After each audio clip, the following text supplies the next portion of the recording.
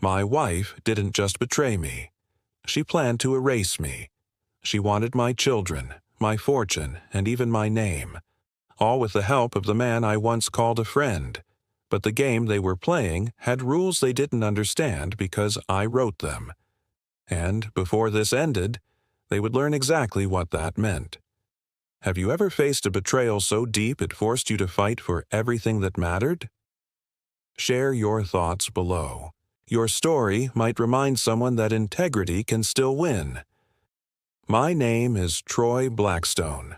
I'm 46 years old, and this is the story of how I turned the greatest betrayal of my life into a fight for truth, justice, and my children. Troy Blackstone sat in the dim light of his basement office, the hue-hum of servers filling the silence around him. On one of the monitors, a high-definition video played in a loop, surveillance footage he had extracted from Diana's supposedly encrypted laptop. She sat draped across a velvet armchair in a hotel suite that screamed wealth, laughing as Blake Hoffman poured champagne into her glass. The soundless footage told him everything he needed to know: the way she tilted her head back, the way her hand lingered on Blake's arm, the way Blake leaned in, whispering something that made her smile like a woman who believed she'd already won. On her wrist was a diamond bracelet Troy hadn't bought, one that glinted under the soft hotel lighting as she lifted her glass. Blake's lips moved, and even without audio, Troy could read the words. A new life. He stared at the screen for a long moment, expression unreadable. 8 years of marriage reduced to pixels. Diana had always been ambitious, but this was more than ambition. This was calculation. Troy switched screens, pulling up a folder he had decrypted the night before. Each file a nail in the coffin of the life he thought they had built together. Encrypted text messages between Diana and Blake scrolled across the monitor, their words cold, deliberate. Blake wrote, "The prenup won't matter if we can prove he's been using company resources for surveillance. Your mother's connections will guarantee you full custody." Diana's reply was worse than anything Troy had prepared himself to see. Connor and Madison barely know him anyway. He chose work over family years ago. We'll make sure they understand that. Troy leaned back in his chair, exhaling slowly. He had been betrayed before in his line of work. Colleagues selling confidential data, clients withholding truths. But this was different. This was personal.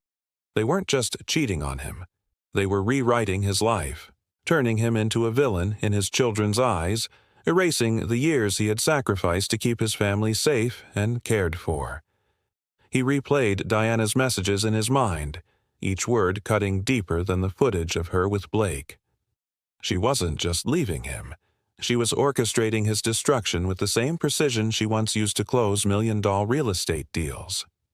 His eyes drifted around the basement office, and for the first time, he really looked at his own home.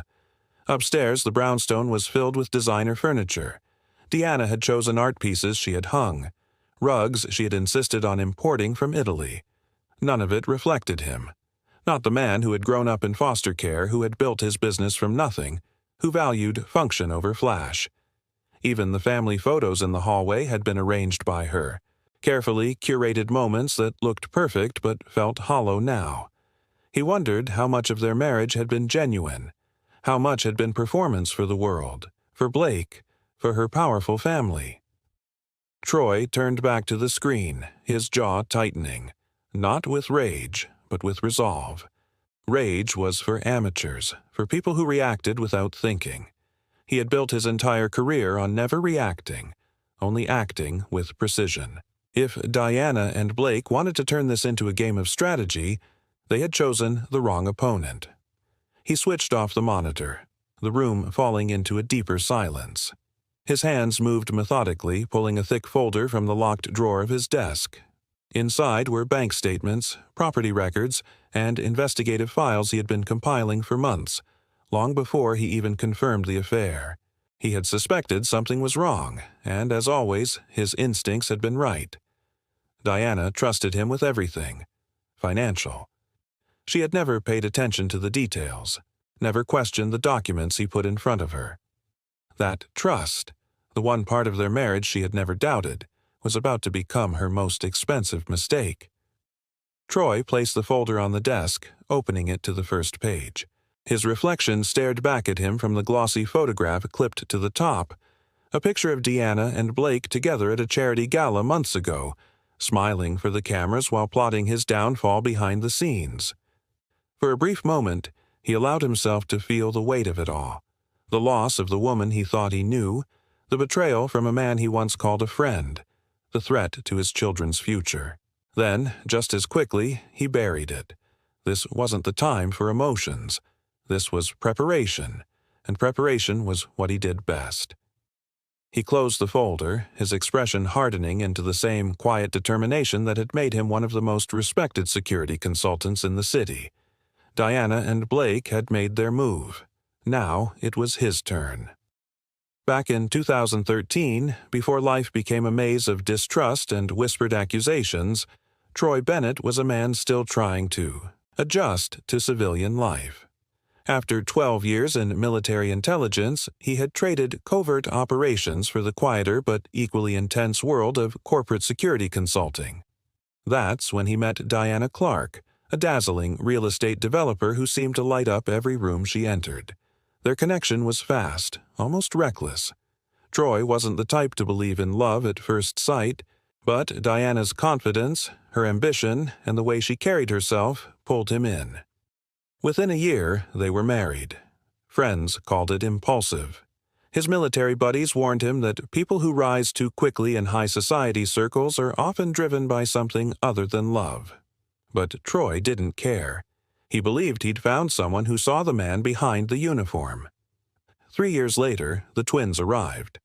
Connor and Madison, bright-eyed reminders of why Troy fought so hard to build a stable life. For a while, it seemed perfect.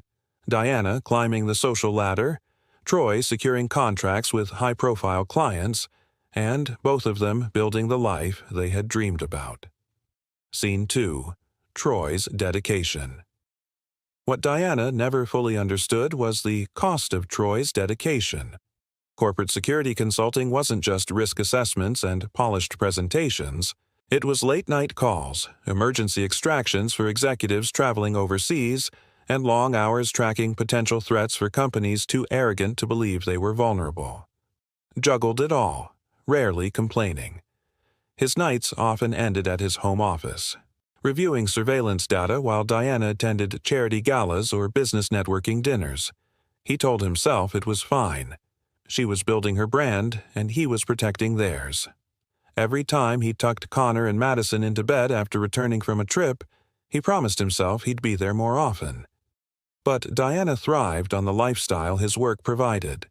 She loved the dinners at private clubs, the invitations to exclusive events, and the quiet acknowledgement among her peers that she was married to someone who mattered. Scene 3. The first cracks. The first cracks weren't loud arguments or obvious betrayals. They were subtle, late-night phone calls Diana didn't explain, hushed conversations when Troy entered the room, and an increasing number of business trips she took alone. At first, Troy ignored it. He was trained to observe patterns, but he wanted to believe the woman he loved was still the same one who held his hand in the hospital when Connor was born prematurely. But by 2019, things had shifted. Diana's charm had become calculated. She spent more time with people Troy didn't know, powerful investors and developers who seemed more interested in her than the projects she pitched. She grew colder toward Troy, often criticizing the long hours he worked, as if forgetting that those same hours funded her carefully curated lifestyle. Troy, ever the soldier, tried to fight for their marriage with quiet consistency. More family dinners, more time coaching Connor's little league team and reading bedtime stories to Madison, even when he was exhausted. But every gesture felt like throwing pebbles into a storm. By late 2020, even his friends noticed. One night, while grabbing a drink with an old Army buddy, Troy finally admitted, "I can track a threat from 2 miles out, but I can't figure out what's happening in my own home." What he didn't know then was that Diana's ambition was about to cross a line he never imagined she'd step over. The real turning point began on a quiet Sunday morning when Troy sat alone in his home office, sifting through public records. Years of military intelligence work had taught him one thing: patterns never lie. Diana's sudden aggression in their marriage, her family's growing interference, and the smug confidence she carried these days were not random. There was a deeper play, and Troy was finally ready to uncover it. The smoking gun came buried in sealed family court documents obtained through a private source who still owed Troy a favor. As Troy scrolled through the scanned files, his jaw tightened. The case was from 13 years ago, an incident involving Diana's mother, Judge Patricia Harrison. The official record stated that Patricia had dismissed a drunk driving charge against a young political donor's son, citing sufficient evidence. But the sealed files told the real story. The driver had been Patricia's own nephew. His reckless speeding had killed an immigrant family of 4, but Patricia's influence had buried the truth under legal jargon and sealed testimonies. Troy sat back staring at the screen. This wasn't just an ethical lapse, it was career-earning corruption. Diana had always idolized her mother's power in the legal world. But now that power was a loaded gun, one Troy could aim in the right direction if he chose. He didn't stop there. For 2 weeks, he quietly built a case, piecing together financial records, campaign contributions, and photographs. Gregory Harrison, Diana's father, was no innocent bystander.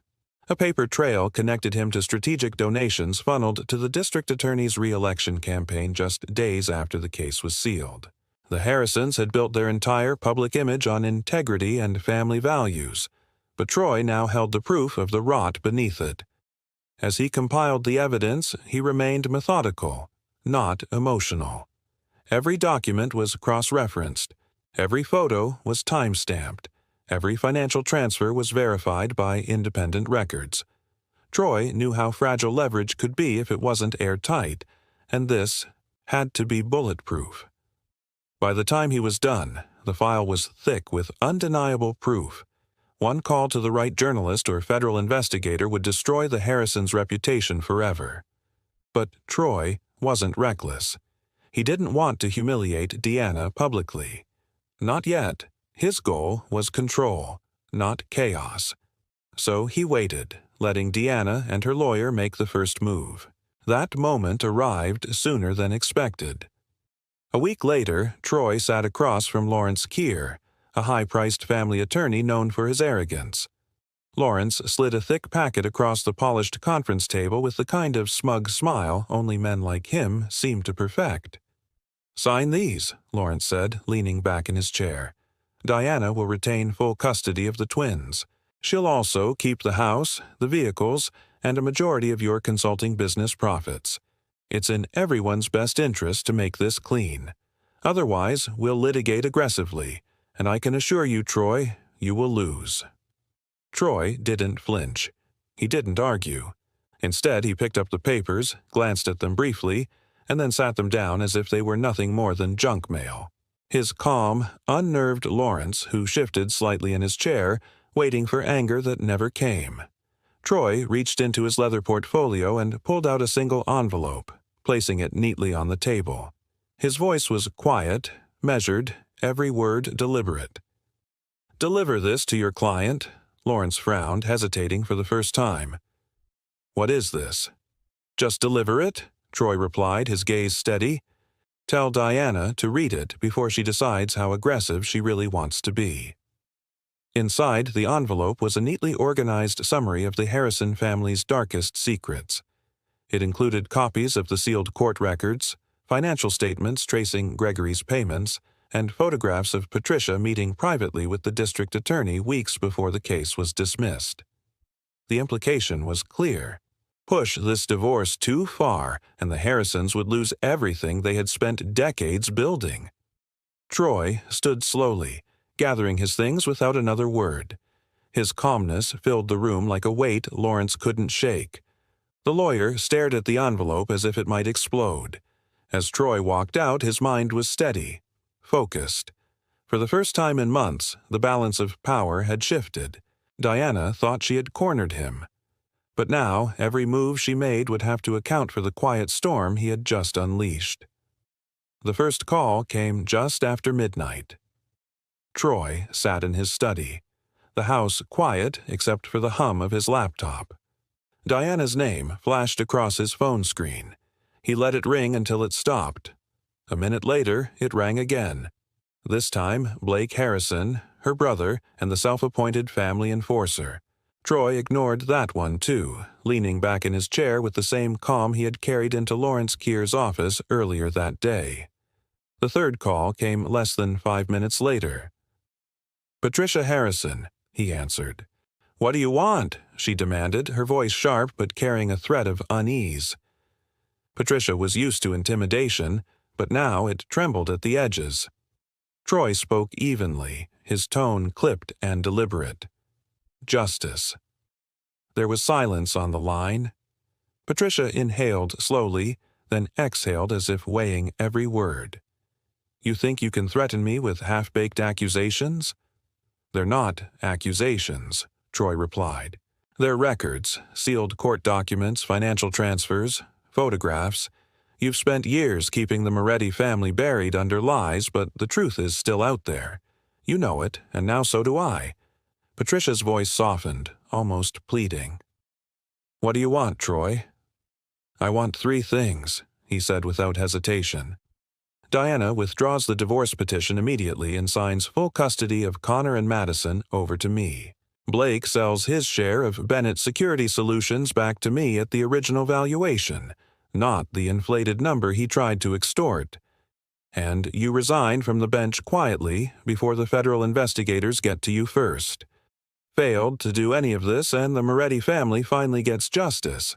I'll make sure every journalist in this city has what they need to blow this open. Patricia didn't respond right away. When she finally spoke, her voice was tight. "You're bluffing." Troy's answer was calm and final. "You already know I'm not." He hung up before she could respond, leaving her in silence. By morning, the cracks in the Harrison family's armor were already beginning to show. Troy had sent no direct threats to the media, but he had made sure that an anonymous tip, complete with vague but enticing details about the Moretti case, landed in the inboxes of 3 investigative journalists. He also sent a carefully redacted version of the financial records to a contact at the federal prosecutor's office. It wasn't enough to confirm the entire scandal, but it was enough to raise questions the Harrisons couldn't afford. Blake was the first to panic. By late afternoon, he left a furious voicemail, his voice cracking as he shouted that Troy was destroying everything. He called again an hour later, this time begging for a meeting. Troy didn't answer. Diana's resolve broke next. She showed up at Troy's office unannounced, her designer jacket wrinkled, her usual composure slipping. "You're ruining us," she said, trying to sound angry, but her tone betrayed fear. "Do you even care what this will do to Connor and Madison?" Troy stared at her for a long moment, before answering. "I care about them more than anyone in your family ever has. That's why I'm doing this." By evening, the story had begun to grow legs. News outlets hinted at a long-buried judicial cover-up involving a respected judge. Online forums speculated about corruption in the Harrison family, and for the first time in her career, Patricia skipped her scheduled court session. She knew Troy wasn't bluffing, and she knew the clock was running out. The tension in Lawrence Keir's office was suffocating. Troy sat at the far end of the table, his posture relaxed, while Diana sat stiffly across from him, her hands trembling as she gripped a pen. The thick stack of documents in front of her represented everything she had fought for: control, custody, wealth, and she was about to sign it all away. Lawrence, usually smug and confident, looked pale and distracted, his gaze fixed on the tabletop as if he wanted to be anywhere but there. "Are we doing this or not?" Troy asked calmly, his voice cutting through the silence like a blade. Diana glared at him, but the fight in her eyes was gone. Her mother had gone silent after Troy's ultimatum. Blake had refused to even show up, and federal investigators had begun making quiet inquiries into the Harrison family's finances. Every advantage she thought she had was gone. She lowered her eyes and scribbled her name at the bottom of the custody agreement, then the business transfer, and finally the property settlement. Each signature felt like another brick pulled from the empire she had tried to build.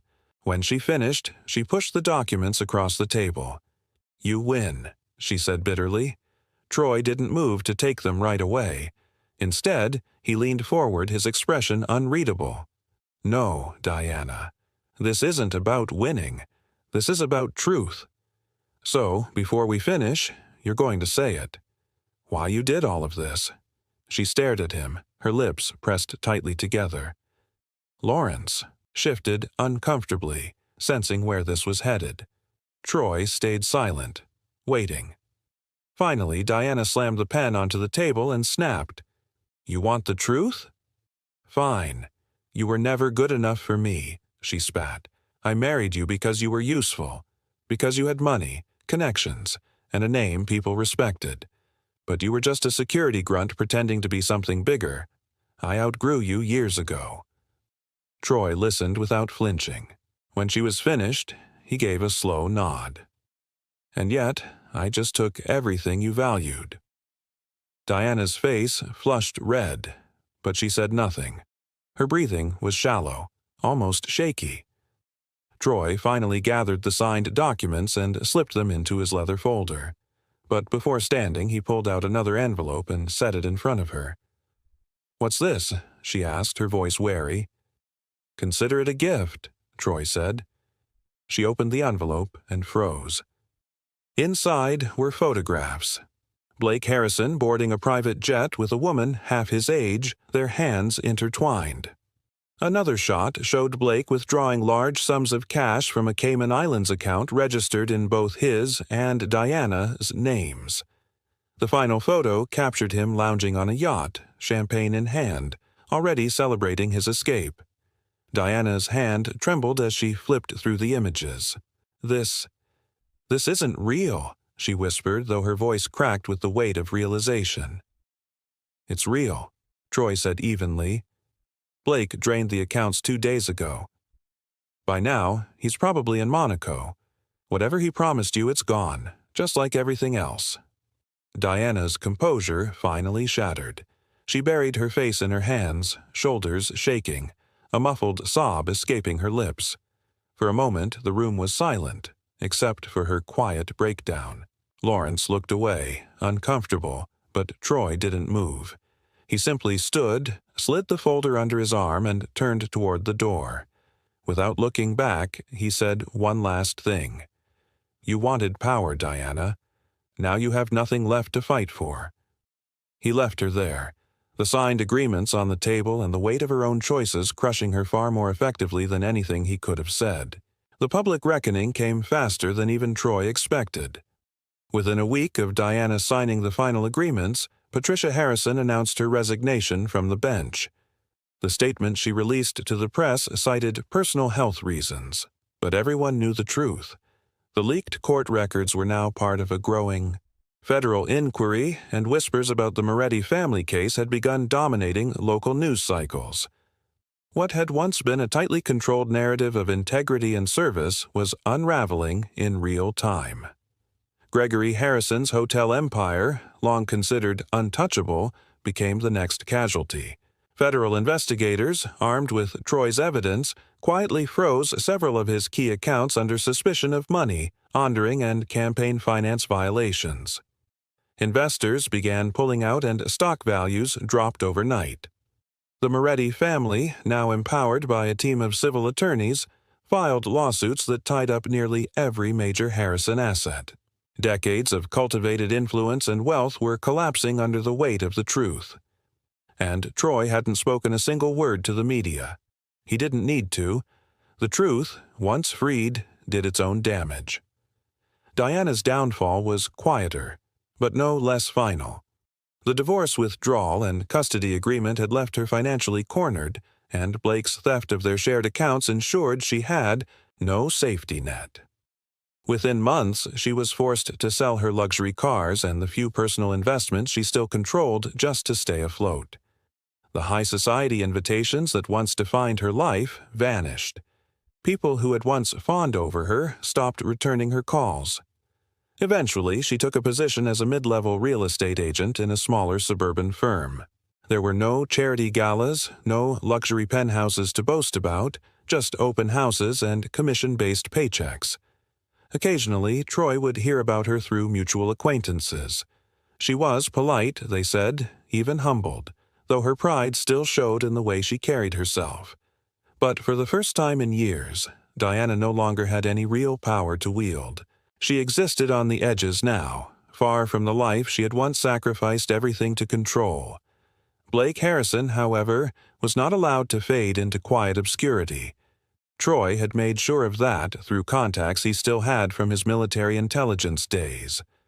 Troy provided investigators with detailed information about Blake's offshore accounts and the fraudulent business transactions he had orchestrated. Within weeks, Blake's assets were frozen and his name appeared on an international watch list. He fled from country to country, but every move narrowed his options further. The woman he had fled overseas with left him the moment his money became inaccessible. By the time the news outlets caught wind of his downfall, Blake was described as a fugitive, living in temporary rentals under assumed names. His reputation in both business and social circles destroyed. Troy didn't celebrate any of it. Sitting in his home office late at night, he would sometimes think about how easily he could have let his anger dictate every step. How tempting it had been to crush them purely out of revenge. But this was never about spite. It had always been about balance, ensuring that those who had destroyed others for their own gain finally faced consequences. The Harrisons had built their power on lies, and now those lies had consumed them. For Troy, justice wasn't loud. It was quiet, methodical, and final. And for the first time in years, he felt something close to peace. 3 months later, the world felt different for Troy Bennett. On a warm Saturday afternoon, he stood on the porch, leaning against the wooden railing as he watched Connor and Madison chase each other across the backyard. Their laughter filled the air, bright and unburdened, a sound he hadn't heard so freely in months. They didn't understand the full scope of what had happened, the legal battles, the threats, or the quiet war he had waged to protect them. All they knew was that their father had fought for them, and that was enough. Connor stopped to catch his breath, his cheeks flushed from running while Madison squealed and darted toward the swings. Troy smiled to himself, a quiet pride settling in his chest. This was why he had endured every sleepless night, why he had chosen strategy over rage. He hadn't fought for revenge. He had fought for this simple, peaceful moment. Life had shifted in other ways, too. Blackstone Security, the firm he had built before the Harrisons tried to strip it from him, was thriving again. News of the Harrison scandal had spread through the corporate world, and clients who once hesitated to sign with him now lined up for contracts. His reputation, already solid, was stronger than ever. Troy had expanded his operations, hiring a new team of trusted former colleagues, and he'd found himself turning down more work than he accepted. But he didn't bury himself in it the way he once had. Late nights staring at security feeds had been replaced with family dinners, school projects, and evenings teaching Connor to throw a baseball. Troy had also learned to let go of anger. He could have pursued the Harrisons further, could have ensured every last piece of their influence was destroyed. But he had already accomplished what mattered most. Patricia was disgraced. Gregory's empire was under scrutiny. Blake was a fugitive. And Diana was no longer a threat. She was just another person trying to rebuild from the ruins of her own choices. Inside his office, a single photograph remained on the shelf. It was of Diana, taken years ago back when they were still a family. Troy kept it not out of lingering love or nostalgia, but as a reminder. Trust, he had learned, was not something to give away freely. It was something to be earned carefully and never taken for granted. As the sun dipped lower in the sky, Troy stepped off the porch and joined his children in the yard. Connor tossed him the baseball and Madison cheered when he caught it easily. For the first time in years, Troy felt like the ground beneath him was solid. His life wasn't perfect, but it was his, earned through patience, sacrifice, and a quiet determination to protect what truly mattered. Some betrayals try to take everything from you, but sometimes they leave you with exactly what you need.